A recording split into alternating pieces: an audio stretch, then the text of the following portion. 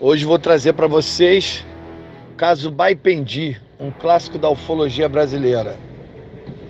Eu e o pesquisador Júlio Ferreira trafegamos 90 quilômetros de estradas de chão para chegar até a região rural de Baipendi, onde fica a Serra do Alegre, onde o caso aconteceu. Para que todos lembrem, nós vamos mostrar um resumo através da reportagem que foi ao ar na televisão. Depois nós vamos mostrar um depoimento do principal pesquisador do caso, Birajara Franco Rodrigues, e na sequência um depoimento inédito do senhor Arlindo Gabriel, o protagonista do caso. Espero que vocês gostem. Olha onde nós estamos. Nós estamos chegando na Vargem, um lugarejo perdido nas montanhas de Baipendi, nos confins de Baipendi. Olha o nível das montanhas. Aqui é que aconteceu o caso Baipendi. E nós estamos vindo aqui falar com o protagonista do caso Baipendi. Olha que coisa. Ufologia de raiz, meu irmão.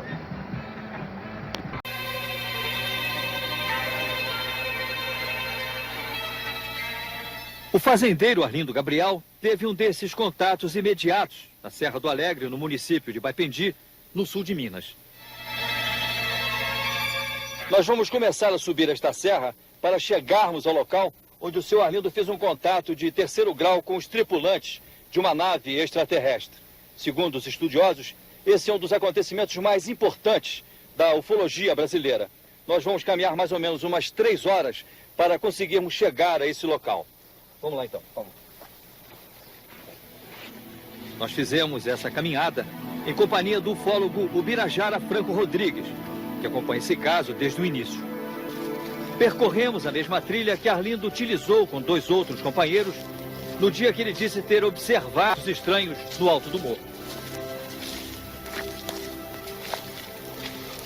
Foi aqui, depois de caminhar quase durante 2 horas, que o senhor Arlindo se separou dos outros 2 companheiros com os quais veio caçar no alto da serra. Cada um seguiu por um caminho. O que foi que aconteceu com o senhor quando o senhor ficou sozinho? Quando eu fiquei sozinho, eu entrei num mato grosso e saí numa roda de campo. Então lá eu vi um relâmpago quando desceu atrás de um espigão de campo. Então eu fui lá para ver o que tinha nesse lugar. E o que o senhor viu? Aí eu vi um aparelho em forma de poste dessa largura. Tinham 2 bracinhos dos 2 lados e em cima também tinha uma bola grande. E essa bola estava acendendo vermelho e branco sem parar. Depois, o fazendeiro nos levou até o local onde ele disse ter visto e fotografado os objetos que pousaram a pouco mais de 200 metros de onde ele estava. Quando eu disse mais para baixo um pouquinho, desceu outro. Desceu um aparelho feito uma piorrinha, desceu assim no chão, na ponta dessa parede tinha feito uma espada. Desceu e fincou no chão e parou. Parou e esse aparelho tinha uma hélice em cima e estava girando assim, dava aquela volta maneirosa e estava girando. Então eu virei o filme e tornei fotografar o aparelho. E fiquei quieto. De repente aquele fez assim, deu um sopro, transformou uma fumaça bem alvinha, branca, ficou parada a fumaça. Então eu fotografei a fumaça também. Quando eu desci de pouco a pouco ali, atrás mais ou menos ali, desceu um outro de cima, veio, desceu uma certa distância assim, foi cambaleando, assim, desceu, parou no chão e ficou quieto. Fui caminhando um pouquinho, caminhando para cá, depois eu escutei um barulho, assim, assim, veio do motor afogado. Quando eu olhei para cima, desceu aquele aparelho, um aparelho grande. Maior, né? Maior, branco, ele dá um corpo de 2 ônibus. Quando eu fui para fotografar, o aparelho veio, um relâmpago em mim, me chegou a vista. Eu fui esfregando a vista de pouco a pouco, fui esfregando, quando deu de abrir a vista, 2 homens baixinhos me pegou um de um lado, outro do outro. Quando eles me pegaram, essa hora eu fiquei assim, meio violento. Aí eu falei para ele, pelo amor de Deus, me solta, não largar não. Ele disse assim para mim, em Deus nós todos somos irmãos, nós não fazemos mal a ninguém. E quando eu entrei dentro do aparelho, então eu achei 2 homens, tinha 2 homens sentados na poltrona, assim, batendo máquina, que estava instalando, batendo. Tinha um cômodo, do tamanho de um banheiro, e tinha um aparelho repartido em 2 partes. Tinha uma tela de um lado, outra tela de outro. Você vai lá, vai, aperta um botão assim, acendeu aquela lente. acendeu perfeito aquela lente, eu vi. Então ela fez a explicação, apareceu a lua, ela disse aqui é a lua. Apareceu para cima o sol, ela disse aqui é o sol. E apareceu do outro lado uma mancha. Não parecia se era a terra ou se era a luz, era uma mancha esquisita, feita uma gema de ouro. Então ela falou, aqui é onde nós estamos. Nós viemos aqui e voltamos com poucas horas, mas é de acordo com a rotação da Terra. A nave sumiu, mas deixou algumas pegadas no chão. Essas marcas foram depois analisadas pelo grupo de pesquisadores, chefiados pelo ufólogo Ubirajara Rodrigues. Um dos moldes em gesso trata-se exatamente desta peça, que nós tiramos no local, que é uma disposição trapezoidal de 16 furos, e cujo teste de peso demonstrou que seria necessário um peso simultâneo de 2,5 toneladas para fazer as 3 marcas em tal profundidade, tão simetricamente como ficaram na época. O Ubirajara guarda em casa uma outra lembrança desse contato. A máquina fotográfica que o fazendeiro usou para documentar o aparecimento dos objetos. Segundo ele, o mecanismo interno da máquina foi carbonizado pelo calor provocado pelo excesso de luz gerado pelo avistamento. Outra lembrança desse contato foi a sacola de pano do fazendeiro que teria sido levada cheia de mantimentos pelos extraterrestres. A sacola foi depois devolvida vazia, com caracteres não identificados estampados no pano. Vocês conseguiram traduzir ou tem-se uma ideia do significado dessas inscrições que apareceram impressas nesse embornal? Em termos de tradução, nós não temos nada. Mas o que há é que existe uma certa relação desses caracteres com caracteres hebraicos arcaicos. Mas tradução ainda não conseguimos. Existe alguma semelhança? Existe uma semelhança dos caracteres até com alguns trechos dos pergaminhos de Qumran, dos pergaminhos de Mar Morto.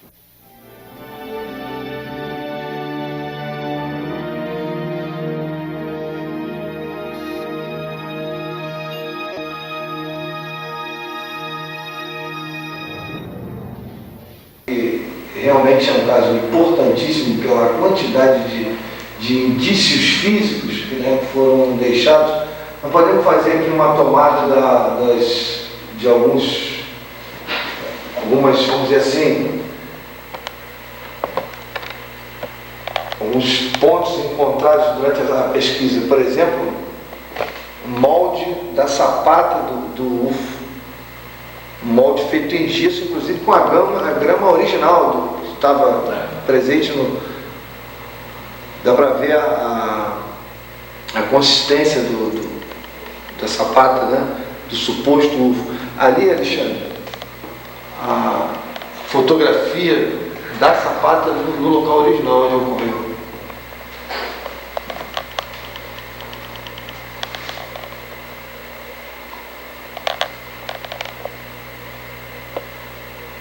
E aqui o embornal original que o abduzido trouxe após ser devolvido da nave, foi preservado nessa moldura com inscrições já estudadas e desconhecidas que foram reproduzidas aqui numa tentativa de preservá-las, porque ao longo do tempo ela foi perdendo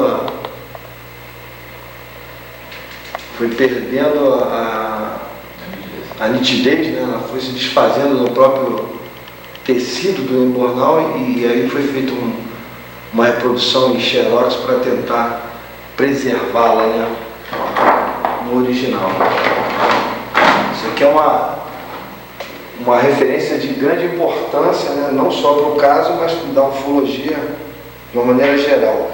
E aqui a parte interna da máquina fotográfica que a testemunha utilizou para tentar fotografar o objeto, que foi calcinada, esse é o termo exato? Provavelmente. Deve ter sofrido um efeito tipo micro-ondas. Reação química em virtude de algum tipo de radiação. É o que parece, Justamente. Então, esse é um material histórico, vamos dizer assim, na ufologia brasileira, de um caso muito bem documentado pelo Ubirajara aqui na região de Baipendi. Quer mostrar mais alguma coisa ali? Além desses dois casos. Tem algum outro caso, por exemplo, que você tenha investigado, mas que não tenha ido para a mídia, que você considere também de grande importância, mas que não tenha sido divulgado com tanta publicidade como foram esses? Bom, todos os casos de ufologia envolvem um complexo enredo, principalmente se tratando de uma região. Nós teríamos que achar um modo, e isso ainda não foi encontrado, de processar todos esses dados para ver o que há de comum por trás disso. Nós podemos notar que há de comum é uma série de detalhes de depoimentos que, inclusive, às vezes, incidem sobre questões que a ufologia nunca divulgou. Em 1997, eu iniciei a pesquisa de um caso na região de Três Pontas, à beira das Águas de Furnas, envolvendo uma testemunha cujo apelido é Tonho. Eu estou pesquisando esse caso desde 1997.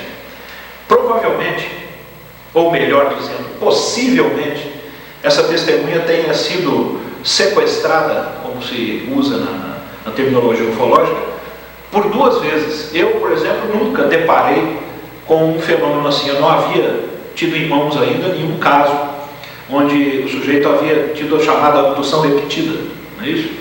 E, ao que tudo indica, nesse caso, tem nuances de abdução repetida. Claro, eu estou dizendo que tem nuances porque, em virtude do que se classifica na bibliografia ufológica, né, nos registros da ufologia. Não quer dizer que eu esteja afirmando já que esse caso tenha sido de uma realidade objetiva, mas pode ser que sim. É um caso bastante complexo, extremamente curioso. Aconteceu numa região importante para nós que pesquisamos ufologia, mas eu, ao mesmo tempo que estou deparando com esse caso, que é inédito para mim, porque é repetitiva essa abdução, eu estou também utilizando esse caso como uma espécie de laboratório, como eu disse antes, de me acostumar a ter em mãos pela primeira vez um caso ainda não divulgado, para ver como é que se comporta uma testemunha e como é que se comporta o próprio caso aos olhos dos pesquisadores, enquanto este caso não sofrer a influência da própria ufologia e nem da imprensa. Então, estou preservando esse caso, ele é extremamente complexo e importante. Pela segunda vez, é um caso em que nós estamos submetendo essa testemunha à regressão de memória por hipnose, apenas numa tentativa de tirar dela algo de mais sincero, né? Porque a hipnose regressiva realmente não prova uma realidade objetiva, longe disso.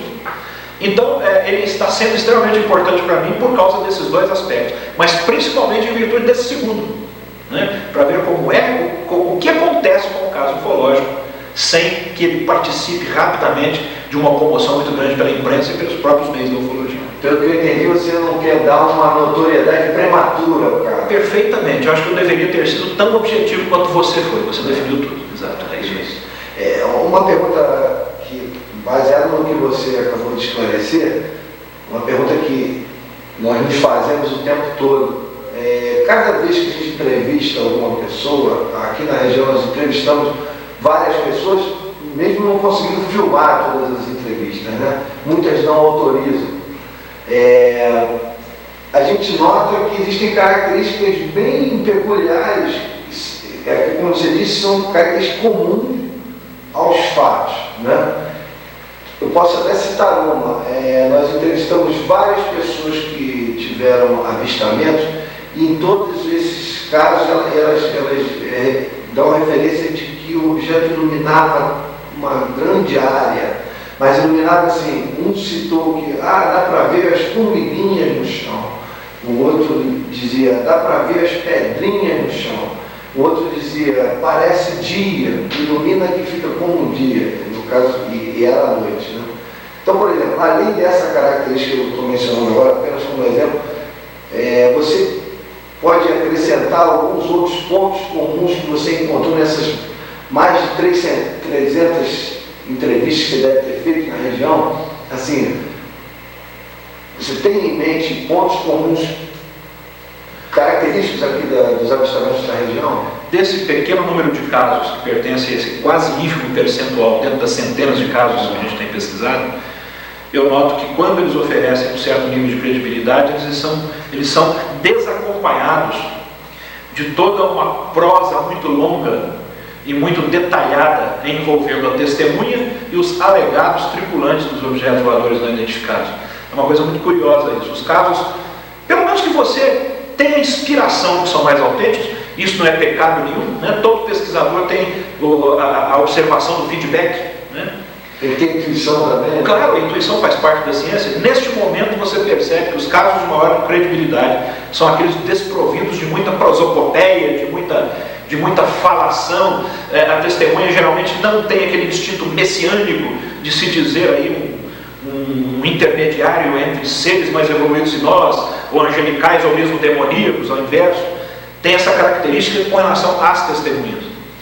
Com relação ao próprio fenômeno fisicamente, o que mais me chama a atenção é o mal-estar mesmo da testemunha, de ordem física, pelo menos em termos de sintomas físicos, náuseas, tonturas e sensação de excessivo calor na região do objeto. Dentro do alegado objeto, ao contrário, temperatura baixíssima. Todas as testemunhas são unânimes em dizer isso. E o mais peculiar para mim, que eu acho que é algo que precisa ser urgentemente aprofundado pela ufologia, a questão dos cheiros característicos. São bastante similares. Tal como aconteceu no caso Varginha, nós analisando esses cheiros, você pedindo para a testemunha fazer comparações quando ela não tem o conhecimento para tanto, dando sintomas e o que ela sente em olhos, por dentro das narinas, gosto, etc., quando percebe esse cheiro, se aproxima mesmo de todas as características do cheiro de amônia, do cheiro de amoníaco. Então tem isso. Aproveitando esse fantástico esse detalhamento seu, eu não tinha prestado atenção em referências anteriores, mas me chamou muita atenção aqui na região, algumas referências que a gente teve, inclusive, dos depoimentos do Faleiro, efeitos nos olhos, pessoas que ficam dias e dias... Uma ardência nos olhos. E ardência. Teve uma testemunha que referiu que nunca mais teve um olho normal. Não funcionava bem mais à vista. Isso você também encontrou? Esses efeitos? Algumas vezes sim. No caso de Baipendi, por exemplo, nós temos até um atestado médico, nos atestando mesmo uma aparente conjuntivite da testemunha. Geralmente, esses casos, parece que a testemunha tem uma conjuntivite súbita, muito semelhante à conjuntivite virótica. Inchaço dos olhos, ardência, os olhos vermelhos, lacrimejando constantemente. E duraria quanto tempo após o avistamento? De mais ou menos de 15 a 20 dias. É o que a gente tem observado. Interessantíssimo. Agora, e sobre... Não podemos deixar de falar, né? É como ia Homer no meu papo. E sobre o caso Varginha? Hoje, passados 8 anos, né? Vamos fazer o aniversário aí, 8 anos. Caso Varginha, né? Dia 20 de fevereiro? Janeiro? 20 de janeiro. O que você teria a acrescentar ou o que você diria, por exemplo, hoje, passado todo esse tempo, o que você acha, assim, que percentual de informações a gente realmente tem após esses anos todos? Se é menos do que você imaginava na época, ou se é mais do que você imaginava na época? Depende. Com relação à divulgação pública, em primeiro lugar. Tudo aquilo que foi divulgado pelos pesquisadores é aquilo que os pesquisadores sabem. Não há nada de mais nem de menos. É muito comum a gente encontrar pessoas que, eu diria, bastante fascinadas pelo assunto, costumam dizer, vocês sabem mais, ainda não divulgaram porque não podem, ou porque não acham conveniente, porque ainda não tem provas. Não, absolutamente. Eu estou falando agora com relação apenas à minha pessoa. Não há nada que não tenha sido divulgado, de maneira alguma. Com relação à própria pesquisa ufológica em si, o que nós sabemos, ao próprio caso, é que aquilo que eu sempre disse desde lá, e não me constrange a repetir, é um grande contexto, bastante complexo, uma história fartíssima, da qual nós sabemos apenas alguns fatos, não sabemos de todos. Isso sim é uma realidade. Essa é a sensação que temos. Até porque o que sabemos, esses pontos ainda carecem de elos de ligação. E nós não os temos ainda. Porque os senhores dois, como pesquisadores, Alexandre e Arthur, estiveram aqui conosco durante várias vezes. Considero, claro, que os senhores dois participam como pesquisadores do caso, isso não resta a menor dúvida. Os senhores são pesquisadores do caso Varginha também, porque foram daqueles 47 ufólogos que nos ajudaram, e nos ajudaram até mais, porque estiveram aqui mais vezes, alguns tiveram uma ou duas apenas, para ver alguns aspectos. Os senhores sabem que o caso Varginha implicou numa série de eventos que nós tivemos condições de saber em virtude, através de algumas testemunhas conhecidas, civis, e outras testemunhas não conhecidas do público, mas conhecidas apenas dos pesquisadores, que mantêm a identidade dessas testemunhas em sigilo por razões óbvias. É como disse um colega, o Luiz Petri, que fez o prefácio do meu livro, no caso Varginha. O pesquisador que se preze, o investigador que tem um mínimo de dignidade, é aquele que sabe preservar a identidade das suas testemunhas, principalmente quando elas exigem esse sigilo e que se mantenham longe de todo o burburinho da imprensa. Então os senhores sabem que essas testemunhas são participativas de eventos, de momentos importantíssimos do caso, mas mesmo elas não sabem de tudo que ocorreu, porque obedeciam ordens, estavam sendo designadas para participar de alguns momentos, de algumas operações. Isso então, como nós temos contato com essas testemunhas, faz com que nós não saibamos de tudo, não é isso? Só para efeito didático, para o público que terá acesso a essa informação, que tipo de... Você daria, percentualmente, você classificaria que hoje, todo caso, nós conseguimos que percentual de informação? É menos do que você imaginava na época? É mais? Você daria número? Sim, isso eu não me constranjo de dizer. Se eu entendi bem a sua pergunta, o que nós sabemos hoje é bem menos do que deveríamos saber. Isso eu tenho certeza absoluta. O que pensávamos que sabíamos, né? O que pensávamos que sabíamos. Não resta a menor dúvida sobre isso. Percentualmente, se você pudesse dar um número... Eu acho que nós sabemos de cerca de 30% a 40% no máximo do que aconteceu. Apenas no exercício de imaginação. Só para efeito didático, né? As pessoas poderem... Sem dúvida. Eu queria agradecer essa aula de ufologia aqui, em poucos minutos, e é uma honra para nós ter o depoimento do Birajara, né, como amigo e como pesquisador tão importante da ufologia nacional. Você gostaria de acrescentar alguma coisa relacionada ao tipo de trabalho que a gente pode fazer hoje para, vamos dizer assim, melhorar o nível da informação e a credibilidade da informação na ufologia? A primeira coisa que se deve fazer não é realmente ficarmos apenas na condição de ufófilos, ou seja, apenas entendendo do assunto através de referenciais teóricos ou bibliográficos. Não apenas isso, mas é extremamente importante a pesquisa de campo, a pesquisa em loco. É como se usássemos o meio rural, as cidades, as pessoas como um laboratório para nós, porque esse lado empírico é extremamente importante. Não há como. Aliás, eu sou daqueles que, como Kant e tantos outros, pregavam que a teoria não pode viver sem a prática. E a prática não pode ficar aleatória sem um fundamento teórico. Eu acho que ambas têm que existir. Não é possível tentar se compreender a importância do fenômeno ufológico sem que a gente vá buscá-lo. Buscá-lo como? Contato com as testemunhas, né? Porque buscar o voador aí seria um tanto absurdo. Mas buscarmos as testemunhas, os locais de eventos, fazermos toda uma investigação que nos for possível, que nos estiver à altura, mas colhendo material em loco. Só assim nós podemos perceber quanto é complexo isso tudo, para que nós não arrisquemos a ficar dando opiniões aleatórias, infundadas, nem contra, nem a favor de certos casos, nem contra, nem a favor do próprio fenômeno ufológico. Toda pesquisa que tem um cunho científico, porque a ufologia não é ciência, está longe disso.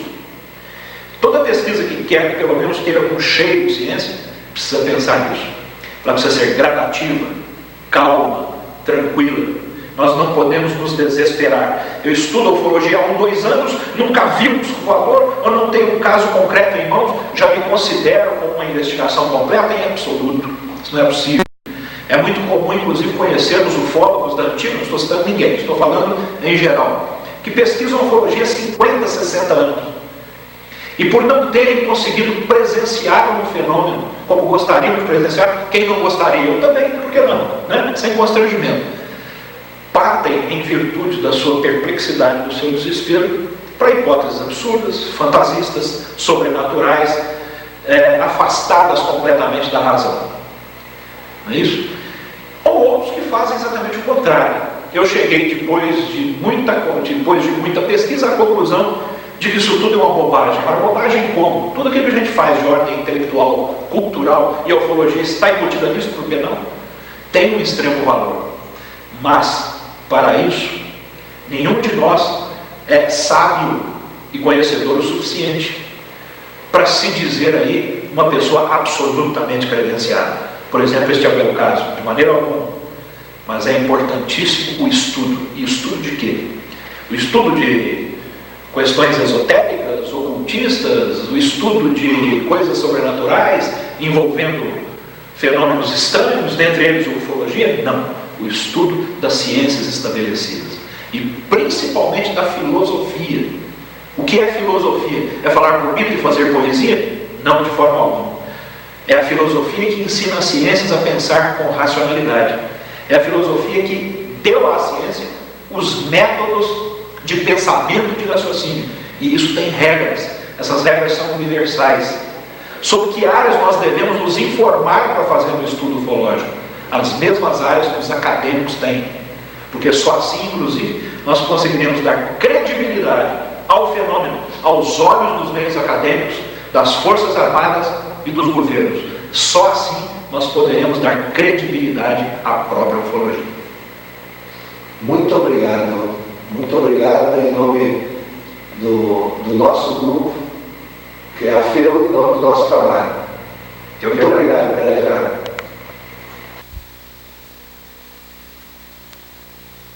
E uma fotografia feita, acredito que cerca de 1 ou 2 meses após o evento. Nós voltamos ao local várias vezes, né, para sucessivos interrogatórios com a testemunha.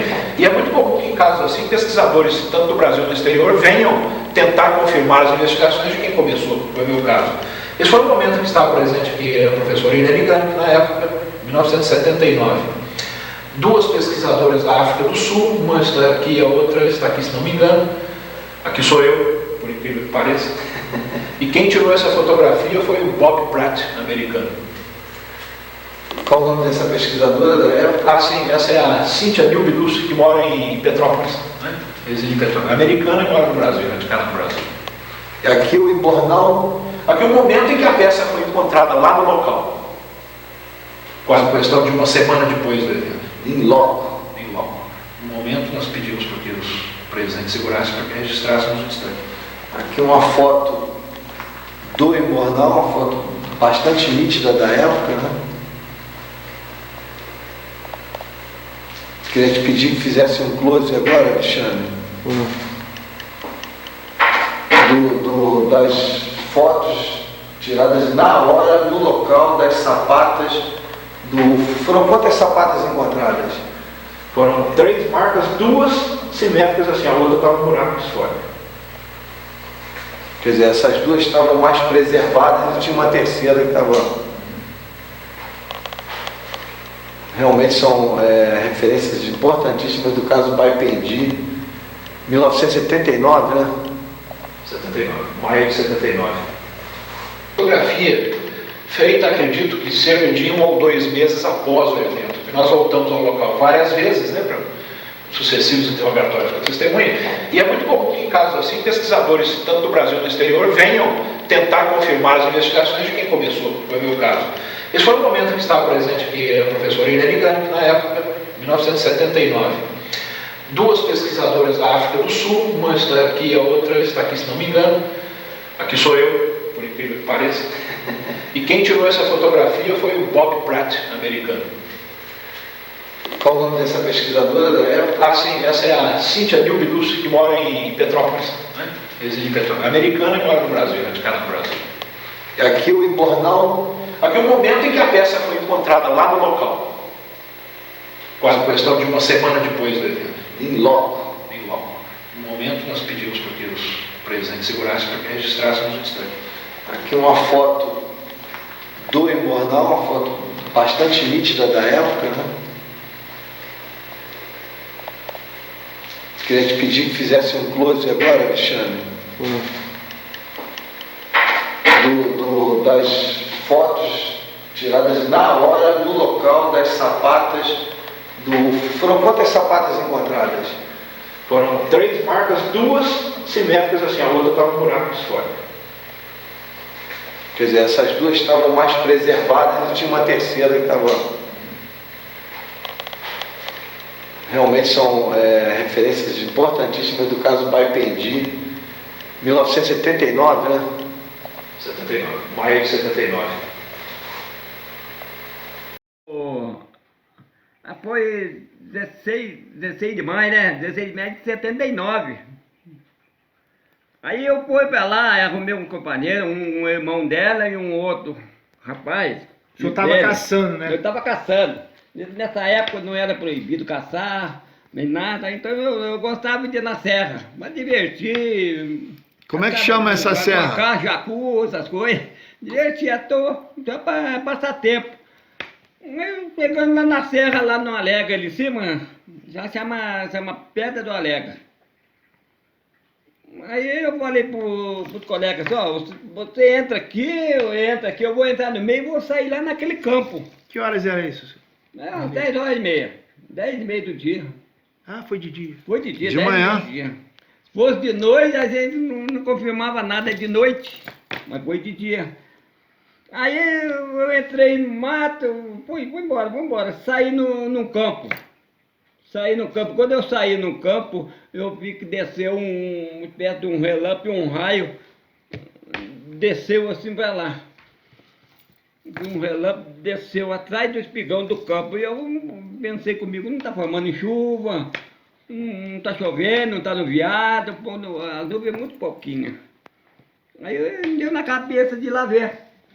Aí eu fui no campo do tipo, quando eu cheguei embaixo assim, aí eu avistei na baixada, um pigão assim, eu avistei lá na baixada um negócio dessa altura, de forma de cruz, tinha uma bola assim em cima, dava no chão, acendendo vermelho e branco. Vermelho e branco, apagando e acendendo. Fiquei admirado com aquilo. Aí eu tinha levado uma Kodak, a Kodak é minha fraca, não prestava. Eu levei a Kodak, já estava com filme. Aí eu peguei, levei para ele fotografar, fotografei ela. Acabei de fotografar. O senhor tirou uma foto só? Tirei uma foto, uma só. Estava longe. Aí tirei uma foto. Aí atravessei assim. Aí veio outro assim, veio descendo, bateu no chão. Eu vi que tinha uma ponta feita uma espada. Igualzinho uma piorrinha, uma hélice assim em cima. Estava girando um pouquinho, ficou ligeiro, bateu no chão.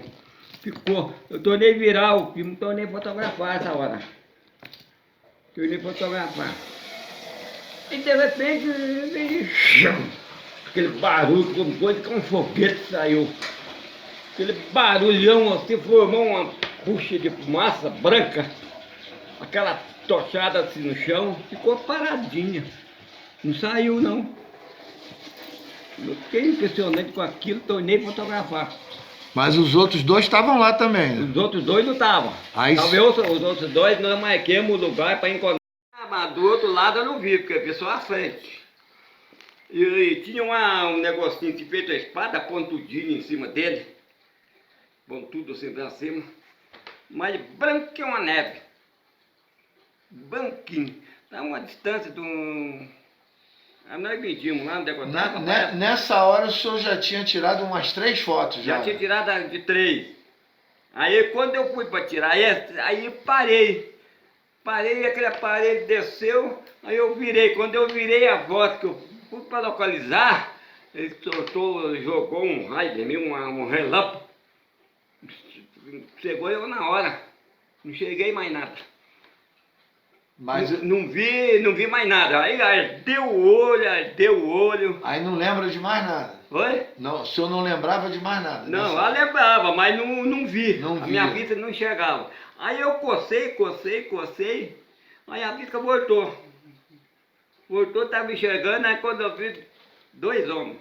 2 homens baixinhos, vestidos de macacão, tudo. E uma lente aqui, e um capacete. E um caninho nas costas. Pegava num tamborzinho, fazia a volta, colocado no ar da cabeça, de lá em cima. Pegava naquele tamborzinho, fazia a volta, colocado aqui na cabeça. Aí veio e me pegou.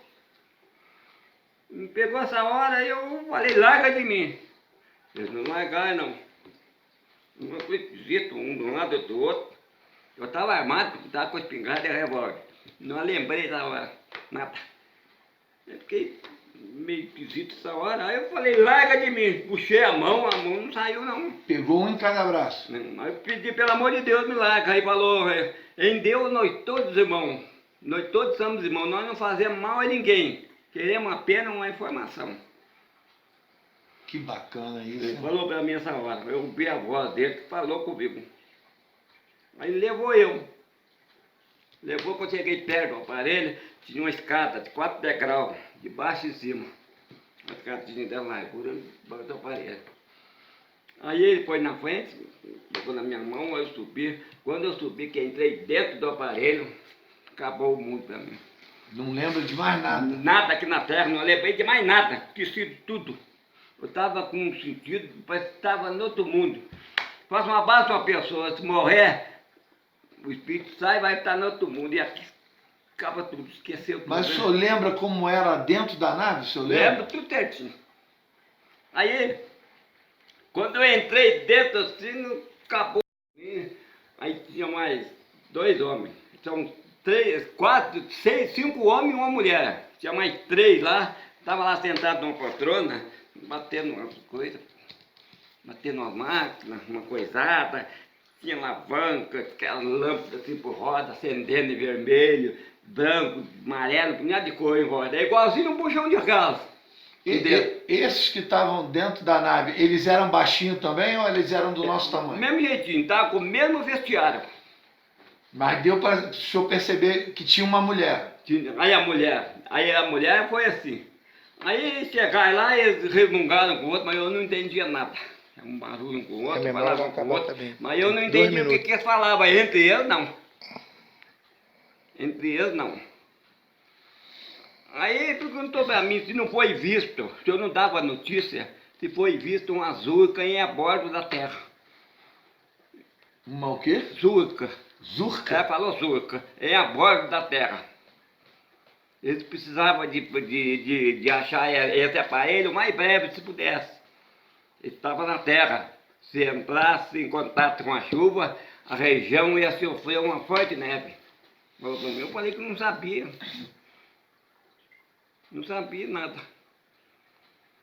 Aí saiu uma mulher de um corredor e veio. Uma mulher loira, cabelinho repartido assim. Eu vi o rosto dela, tudo fechadinho. Luva na mão, na Mas era baixa também, não era? Baixa. Baixa, mas eu vi o rosto dela, cabelo loiro, assim, fechado, um negocinho no ouvido, assim, furadinho. Dos 2 lados, furadinho. Passou uma mulher na minha frente, assim, aí um deles pôs a mão nas minhas costas, e ele levou eu num corredor, saímos no outro cômodo. Um cômodo do tamanho de um banheiro, por aí. Aí tinha ela pegou uma varinha, uma pelotinha na ponta, um negocinho na ponta da varinha, não sei que vara, que é. Aí apertou um botão lá, aperta aqui, tinha 2 lentes, uma de um lado e a outra do outro, uma lente assim, ó. Parece que era um vidro, 2 lados, um do lado e do outro, tinha botão, o tamanho de uma geladeira por aí. Aí apertou lá, acendeu um negócio lá, aí acendeu aquela tela. Acendeu aquela tela, apareceu umas coisas lá, apareceu o sol. Eu vi que era sol, apareceu o sol, ela falou que era sol, a lua, apareceu o globo nosso, ela falou que era o globo nosso onde nós estávamos. Aí apareceu de um lado uma mancha.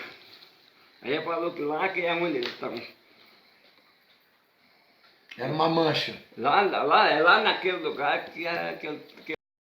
A hora que ela mostrou que fez a entrevista de tudo para mim do globo nosso, aonde eles estão, o sol e a lua.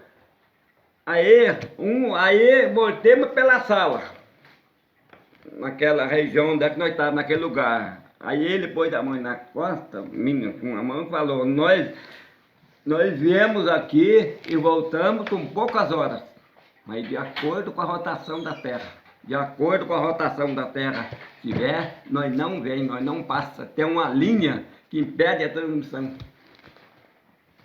Tem uma linha vertical no universo que impede, eles não passam, eles têm a hora certa. Eles vêm e voltam com poucas horas. Nessa hora, o senhor estava se sentindo tranquilo? O senhor estava tranquilo? Não estava nada. Não? Não. Estava nervoso ainda? Tava. Eu não lembrei de nada, mas eu estava com sentido fora da Terra, sentido lá. O senhor estava lá naquele momento, não lembrava de nada momento, aqui, né? Mas daqui eu não sabia de nada mais. Mas mesmo assim o senhor não estava se sentindo calmo ainda? Não. Aí eu olhei para baixo assim, ó, aí eu já vi a terra lá embaixo, o campo. Já vi a terra. Aí eu fui para descer assim, aí ele falou, desce e segue a vista, que eu parei e te condeno a visão. Aí falaram umas coisas para mim ali, uma coisa daqui, outra coisa dali.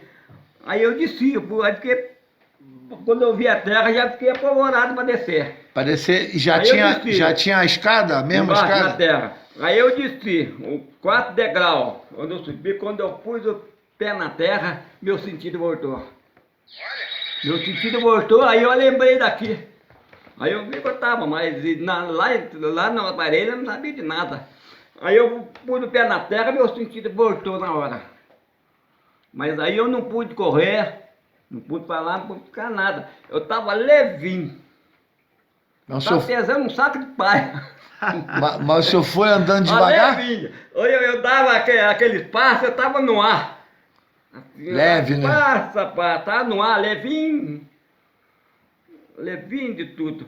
Aí tinha um espigão. Aí eu fui indo, fui espigão. Quando eu virei o espigão que encobriu, aí parece que soltou eu. Soltou, na hora eu fiquei apavorado. Me deu dor de cabeça, deu o olho, me deu um vômito. Nossa, mas aí eu corri. O senhor viu ele ir embora? Não vi. Quando virou o espigão, eu não olhei para trás. Não olhou pra trás. Desce, segue a vista, que o aparelho te condena a visão, né? Se o senhor olhasse para o aparelho... Aí quando eu virei o espigão, o negócio largou de mim, mas eu não olhei para trás para ver para onde eles foram. Não olhei. E o senhor ouviu um barulho, mesmo que o senhor não viu? Não vi nada. Nada? Nada. Aí meu corpo ficou movimentando, aí eu corri, cheguei cá no outro lado, aí eu gritei os companheiros meus, 2 companheiros já estavam esperando lá embaixo. Demorou uns 20 minutos, quase meia hora para eles virem. E eles não viram nada? Estava largado no chão. Aí me deu uma sede, uma coisa, quando eu mandei buscar água, quanto mais bebia água, mais queria. Só vendo uma coisa que sede me deu. Eles comentaram com o senhor se eles viram alguma coisa? Aí eu contei o que foi, e falaram o que foi, o que aconteceu, tá? Aí eu contei o caso com eles. Mas eles não viram nada? Não, eles não viram nada. Não viram nada. Eu estava do outro lado, dentro do mato, lá embaixo.